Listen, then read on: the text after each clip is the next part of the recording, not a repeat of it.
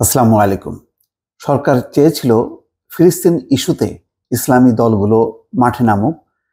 তারা মাঠে নামার জন্য একটা সুযোগও করে দিয়েছিল যে সরকারি দলের পক্ষ থেকে ছাত্র সংগঠন তাদের ছাত্রলীগ সমাবেশও করেছে। সেখানে খুবই তারা ফিলিস্তিনদের পক্ষে বক্তব্য দিয়েছে, গাজায় হামলার নিন্দা করেছে, মার্কিন যুক্তরাষ্ট্রে যে তরুণ শিক্ষার্থীদের প্রতি হামলা করা হয়েছে, অভিযান চালানো হয়েছে তার নিন্দা করেছে।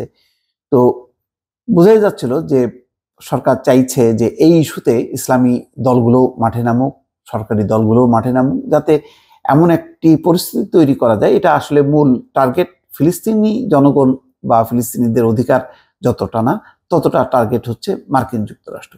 কিন্তু ইসলামী দলগুলো সম্ভবত সেই রাজনৈতিক তাদের যে লক্ষ্য বা অভিসন্ধি সেটি টের পেয়েছে, তারা সাড়া দেয়নি। সেই কারণেই পররাষ্ট্রমন্ত্রী বলছেন, ইসলামী দলগুলোর প্রতি প্রশ্ন তুলেছেন যে আপনারা এখন কোথায়। তার মানে হচ্ছে যে আপনারা মাঠে নামছেন না কেন। তার মানে সরকারের চাওয়া যে এই ইস্যুতে একটা ইসলামী দলগুলো এসে একটা জোরদার একটা আন্দোলন করুক, এই আন্দোলনে বাধা নেই। কিন্তু তারা যদি বাংলাদেশের নির্বাচন, সরকারের পদত্যাগ, পতন অথবা মানবাধিকার এই সমস্ত বিষয় নিয়ে যদি আন্দোলন করে, তখন তাদের মানে সমস্যা আর কি।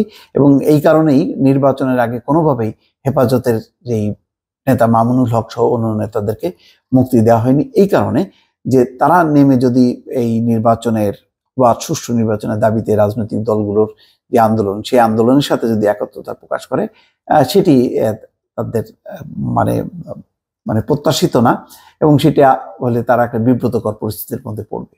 কিন্তু এই ইস্যুতে আন্দোলন করলে তারা জানে, সরকার জানে যে এটা মার্কিন যুক্তরাষ্ট্রের বিপক্ষে যাবে।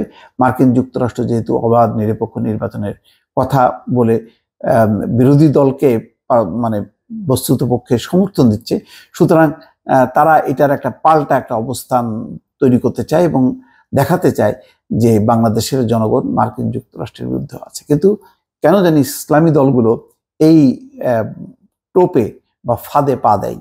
পররাষ্ট্রমন্ত্রী হাসান মাহমুদ বলছেন যে কিছু ইসলামী দল আছে, আমরা দেখি কারণে অকারণে বায়তুল মোকাররমের সামনে সমাবেশ করে।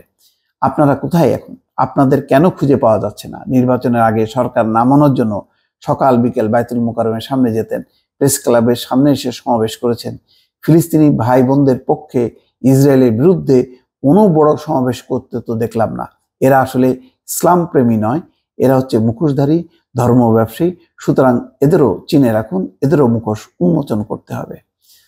মঙ্গলবার জাতীয় প্রেস ক্লাবের সামনে আয়োজিত বাংলাদেশ স্বাধীনতা পরিষদ আয়োজিত মানববন্ধন কর্মসূচিতে অংশ নিয়ে তিনি এই কথা বলছেন। পররাষ্ট্রমন্ত্রী বলছেন, বিএনপি ইসরায়েলের সঙ্গে যুক্ত হয়ে বাংলাদেশের বিরুদ্ধে ষড়যন্ত্র করছে, অথচ ইসরায়েলের থেকে যত গোপন সরঞ্জাম, আড়ি পাতার যন্ত্রপাতি আনার ব্যাপারে সরকারের বিরুদ্ধে বরং অভিযোগ আছে।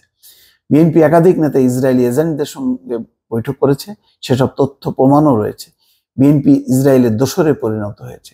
আওয়ামী লীগের যুগ্ম সাধারণ সম্পাদক বলছেন যে বিএনপি জামাত যারা মুসলমানদের ধর্মীয় অনুভূতি নিয়ে অপরাজনীতির চেষ্টা চালায়, তারা আজ পর্যন্ত ফিলিস্তিনে ইসরায়েলি বাহিনীর বর্বরতার বিরুদ্ধে, গণহত্যার বিরুদ্ধে, মানবতা বিরোধী অপরাধ সংঘটিত হওয়ার বিরুদ্ধে একটি শব্দ উচ্চারণ করেনি। তো যাই হোক, সেটা কেন করেনি সেটা নিয়ে হয়তো সমালোচনা থাকতে পারে, কিন্তু এখানে সরকারের কত চমৎকার অবস্থান যে তারা বাংলাদেশে অবাধ নিরপেক্ষ নির্বাচন নিয়ে কোনো কথা বলতে চায় না, কিন্তু ফিলিস্তিনের ব্যাপারে খুবই সোচ্চার। কিন্তু ইউক্রেনে যখন নাকি একটি স্বাধীন সার্বভৌম দেশের উপর রাশিয়া হামলা করেছিল, অভিযান চালিয়েছিল, তার কি নিন্দা করেছে? তার তো নিন্দা করেনি। তাহলে এখানেও একটা দ্বিচারিতা, কারণ তখন রাশিয়া বাংলাদেশের নির্বাচনকে সমর্থন করছে, এটা তাদের দরকার ছিল। এই কারণে রাশিয়া একটি দেশের উপর যখন নাকি হামলা চালালো, তখন কিন্তু বাংলাদেশ সোচ্চার কণ্ঠে এর প্রতিবাদ জানায়নি। দর্শক ভালো থাকবেন, আল্লাহ হাফেজ।